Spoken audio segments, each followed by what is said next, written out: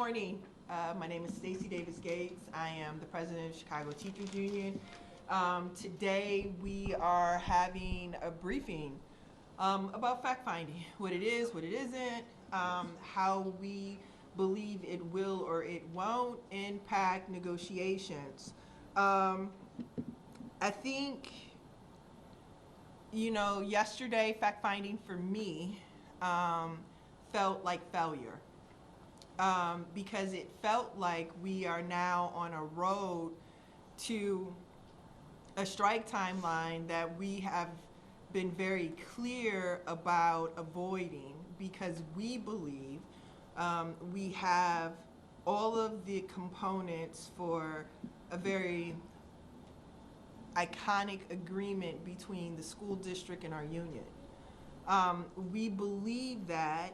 And we also believe that the CEO has stalled, and that since Christmas Eve, we have been doing a minuscule amount of bargaining as compared to the mountain of bargaining we were doing before. Those of you who are veterans to this process know that it usually isn't until the Chicago Teachers Union takes a strike vote that the school district actually begins to negotiate in good faith. That was our reality in 2012. That was our reality in 2016. That was our reality in 2019. So that to have the tentative agreements that we have now, that does say that the table was moving. But since then, we haven't had much of anything except for preparation on a strike timeline. What does that mean? It means that our CEO is practicing a different standard of negotiation that we haven't encountered before. The lawyers will unpack that for you.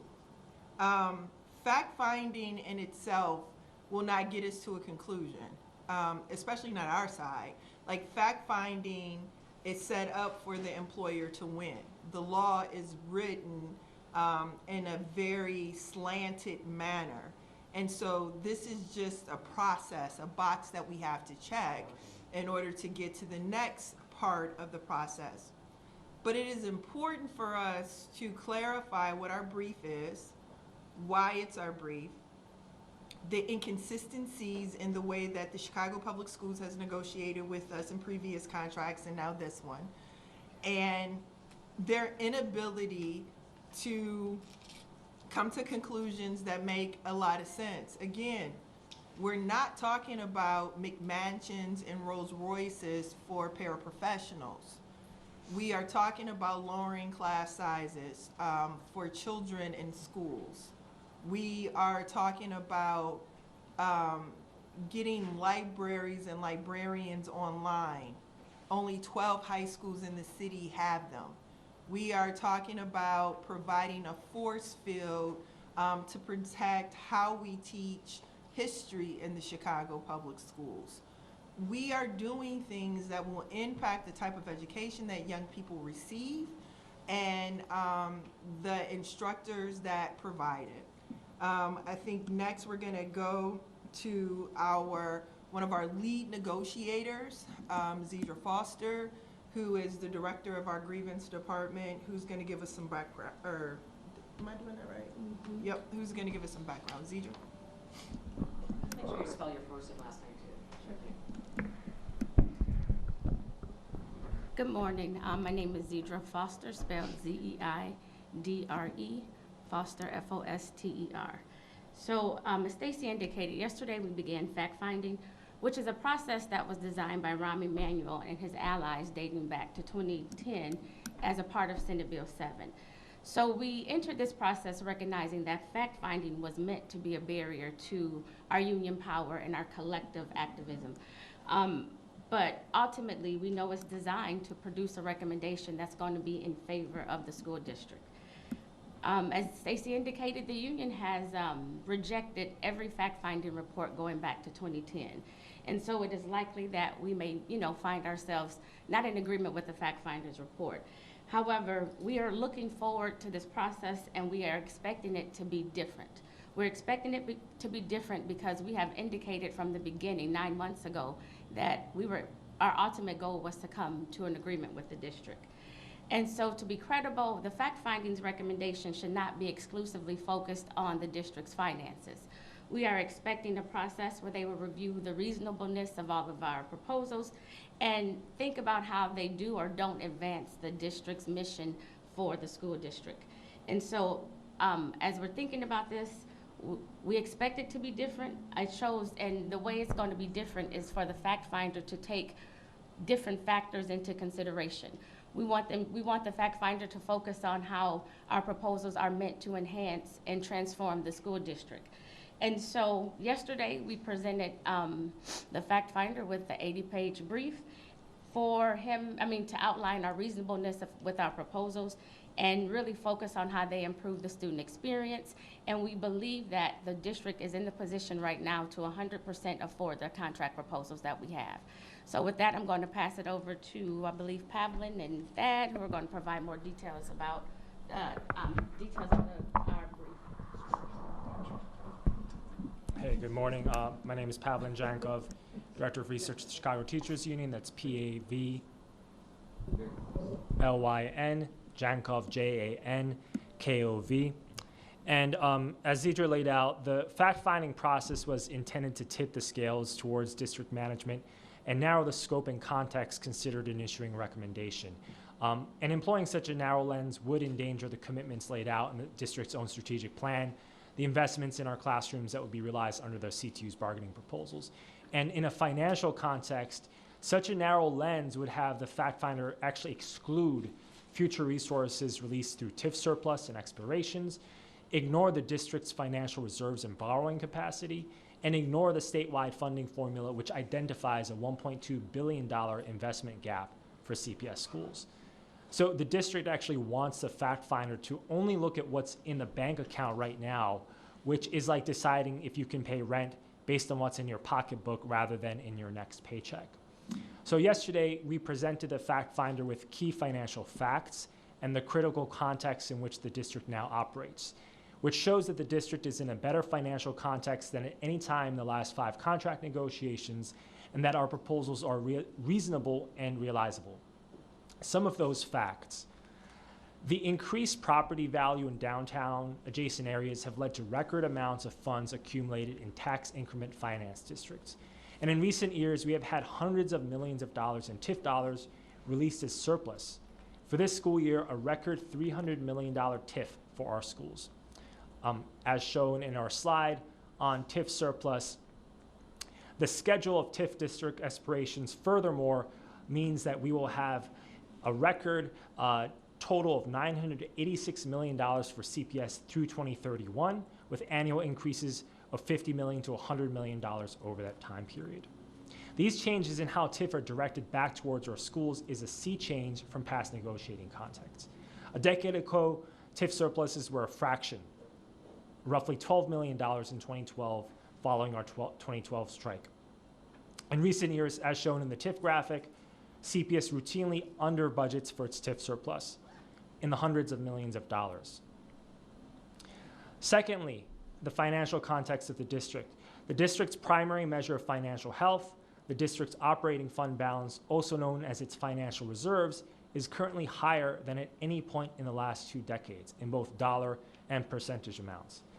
As you can see in that graphic, dating back to 2003, the amount of fund balance that the district now has and the percentage is far higher than at any given point. In fact, in 2016, it was negative, and we have rebounded significantly since then. Third, the district also misrepresents its borrowing capacity. The district routinely restructures its debts to both seek better interest rates on outstanding debt issuances, including toxic debt, such as what CEO Pedro Martinez entered into with the district 2 decades ago, as well as to create room in its operating budget during periods of fiscal strain. So in a departure from past practice, CPS has not sought to restructure its debt when it has ample capacity to do so. We showed yesterday to the fact finder that according to the district's own debt projections, CPS's debt service is expected to reduce and its borrowing position to improve greatly in the coming years. CPS is nowhere close to hitting its legal debt limits under Illinois law. Lastly, on the financial context, CPS never has had all the funds necessary at once to finance a multi-year labor contract. That's not the way this works. CPS always relies on available and anticipated local, state, and federal resources to meet its needs over the contract term. Thus, the ability to pay consideration must be viewed in its proper historical context. And lastly, I do want to touch on the state statute, the funding formula context under which CPS now operates. The state statute has a commitment to full funding by 2027. This statewide context is critical and must be considered by the fact finder. In the last few contract negotiations, CPS was actually under threat of reduced funding from the state. In 2012, they were under threat due to enrollment decline. In 2016, due to cuts to statewide funding, and the state budget actually being put under hostage by a Republican governor.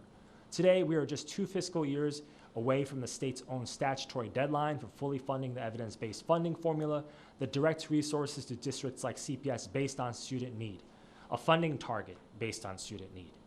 The formula calculates that CPS classrooms ought to have another $1.2 billion in resources. The formula is underfunded, but it lays out a clear target for CPS. And without a fix to statewide funding, CPS would not be able to fix its structural deficit between needs and resources. Given these facts about CPS's funding situation, the available local resources, the historic TIF surpluses, and the schedule of expirations, as well as other increasing local property tax values, our proposals are both reasonable and realizable. I'll pass it to Thad.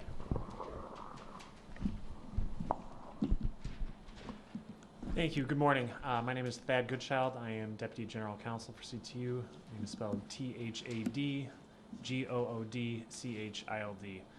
So I want to reiterate a couple of the points that have been made already, and then I'll get into going through some of our top line proposals that we presented on to the fact finder yesterday. At the outset, I think it's important to underscore how unfortunate it is that CPS CEO Pedro Martinez has forced our contract negotiations to this impasse. There is so much alignment between the proposals the union has made, the 5-year strategic plan that the Board of Education adopted last year, and the education policy platform the mayor ran on and was elected on. But CEO Martinez has decided he would prefer to put his personal politics above the interests of CPS students, families, and educators.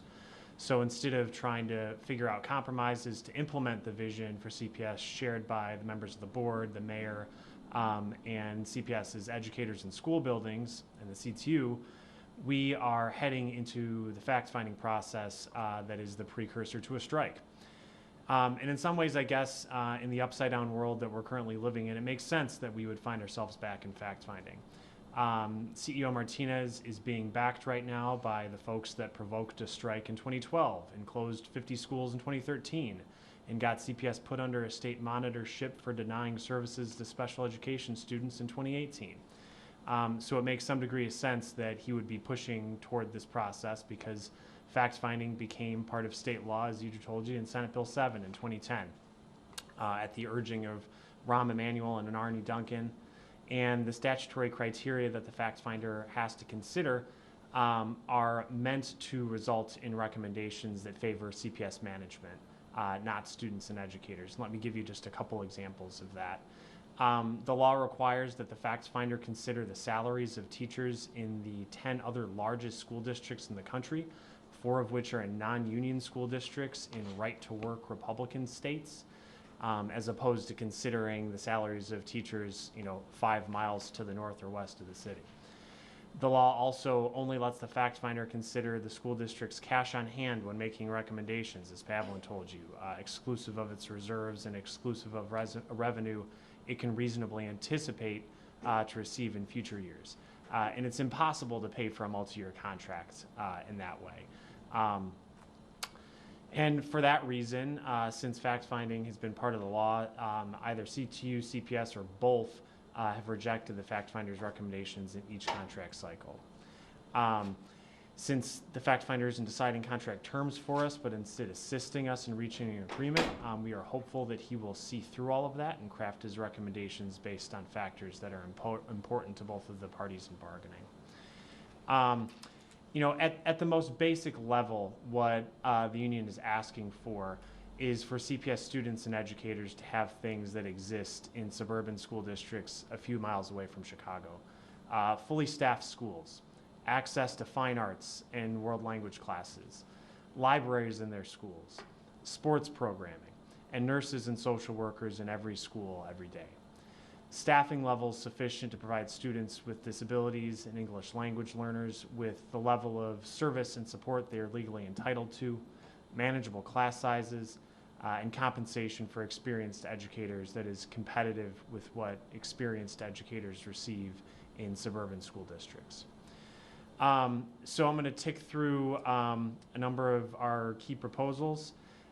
So on staffing generally, the union has submitted a package of targeted staffing proposals that are geared toward addressing some of CPS's most urgent needs. In the last 5 years, CPS has made some significant strides on staffing levels in a number of key areas, thanks in most part to improvements secured through the CTU 2019 contract. And last year, after years of advocacy from CTU and school communities across the city, CPS did away with its former staffing model, which was known as student-based budgeting, which effectively punished small and high-needs schools by providing them with fewer baseline positions. For the current school year, CPS replaced SBB with an equity-based staffing model, which the union views as a significant structural improvement in how schools are staffed. And predictably, those commitments of additional staff and resources to schools across the last 5 years have paid dividends for CPS students and families. CPS students have had some of the largest post-pandemic gains of any school district in the country as a result of those investments. And those gains need to be preserved and built upon rather than being rolled back. So the union has proposed that the school district agree to maintain the equity staffing model it implemented during the current school year for the duration of the next contract, except where it's improved upon by the contract. And we view this as a critical proposal because absent that commitment, the district may attempt to finance other initiatives by diminishing its staffing model generally and reducing staffing ratios reduced in the previous CBA. And CPS is refusing to agree to maintain the equity-based staffing model for the term of our contract. And without that promise, that means they could go back to student-based budgeting at any time, as soon as next year. The union is also proposing a series of phased-in staffing additions in key areas across the term of the contract. All of these proposals are tied to ratios that are included in Illinois' evidence-based funding model for education. And I want to talk about a few of those. So first off, fine arts. Access to fine arts and elective courses in CPS is grossly inequitable, largely along geographic and racial lines. Less than 17% of CPS elementary schools have 3 or more certified fine arts teachers. 47% of schools, including 21 high schools, have only 1 fine arts teacher. And 50 do not have a single fine arts teacher on staff at all. And the problem is that the schools that struggle the most with providing access to fine arts offerings are small schools, often in historically disinvested neighborhoods in the city. At those schools, we anticipate that the holistic positions that CPS created this year, which we view as a significant improvement, likely only one of them at most will be able to be used for fine arts, as their budgets will require them to devote those to other positions. And schools like that often end up in enrollment spirals where it is difficult for the school district to sufficiently staff a robust complement of enrichment course offerings due to low enrollment, and then fewer and fewer parents send their children to the school because of the limited course opportunities. So to help address this and reverse this cycle, the union has proposed the creation of regional network-based fine arts positions. Teachers in those positions would be staffed at network offices and then assigned to serve several small schools per week, which would expand the number of fine arts offerings available to students that would otherwise only have access to one. So for example, this proposal would enable thousands of students to have access to art and music classes instead of just one or the other. And we estimate that it would require CPS to hire just an additional 39 arts teachers beyond what they're currently proposing to achieve this. So we think it's eminently achievable. Librarians are another area where the school district has seen draconian cuts over the course of the past 20 years. 80% of CPS schools do not have a librarian. There are only 107 librarians across the district, which has 514 district-run schools. And access to a staff library is also deeply inequitable on racial lines.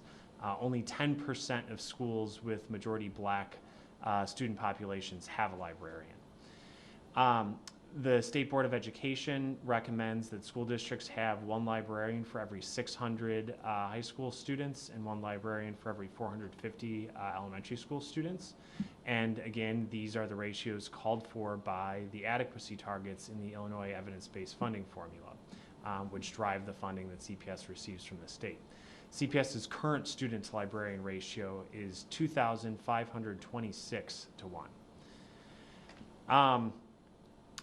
Want to talk a bit about the cost of our proposals and our compensation proposal. Right now, the difference between the cost of the union's proposals and CPS proposals is an amount that is less than 2% of CPS's operating budget each year. All of the current proposals, as I mentioned, that we are advancing build ramps for CPS to meet staffing levels in key areas recommended by at the state and national level.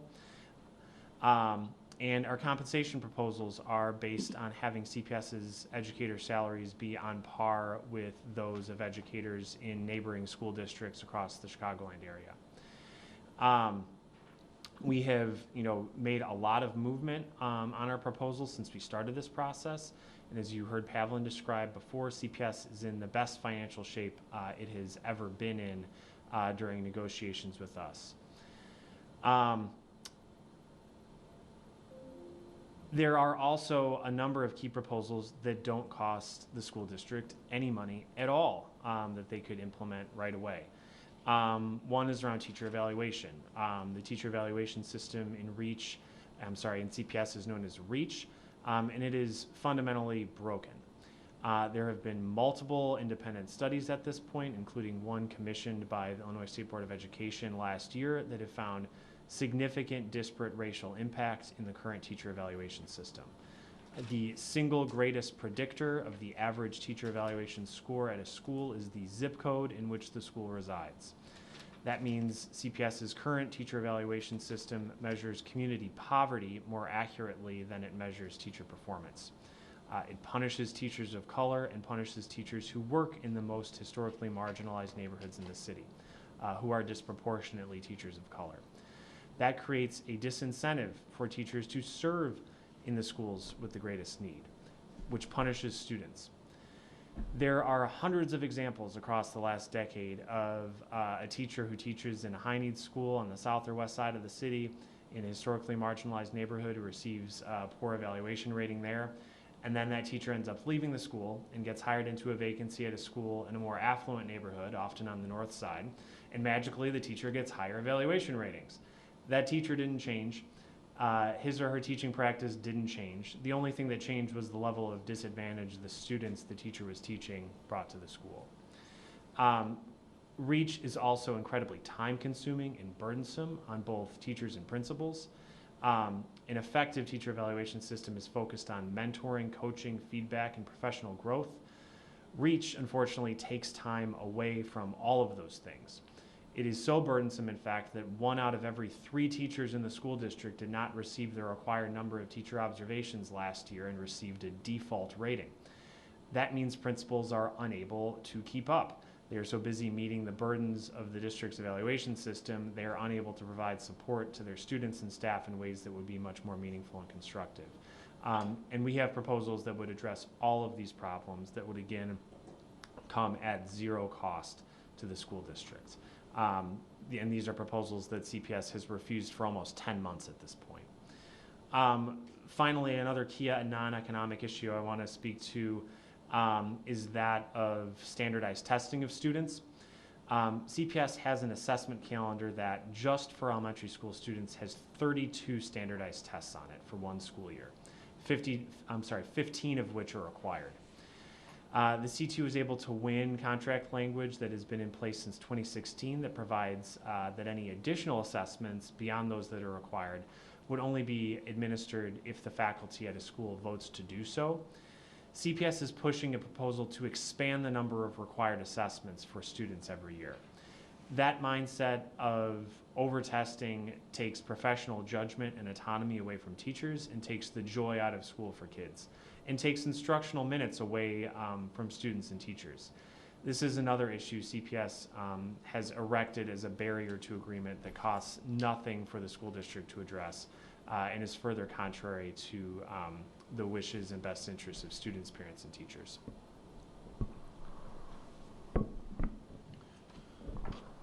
Bottom line, fact-finding starts a series of events that we wanted to avoid. So we are absolutely disappointed that we are on this particular road. 2, fact-finding as it is written in state statute will always favor the employer in the way that it's written.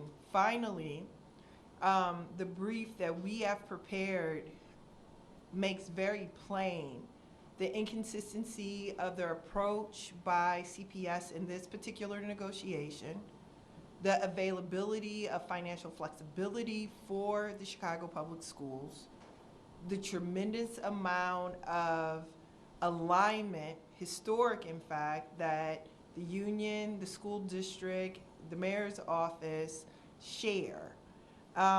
What's next? We are going to continue community meetings. We have been in the community with our members, briefing families, briefing community members, briefing Board of Education members, and large meetings as it relates to this contract. What's in it? Demystifying what the contract actually does and who it's for. This contract is anchored in what young people need in our school communities. Class size, social workers, nurses, teachers' assistants, people who help to produce the school day. Staffing is always important if you want to offer young people a very robust educational opportunity. Fine arts. We don't have orchestras and bands in every school. We should. We want to make sure that we are able, as a high school history teacher, I am alarmed by the district's inability to land academic freedom with us. I am alarmed because in Florida, Black history is being taught in churches right now. Books are banned, but you don't have to ban books in Chicago Public Schools because only 12 of our high school libraries have, only 12 of our high school have actual school libraries.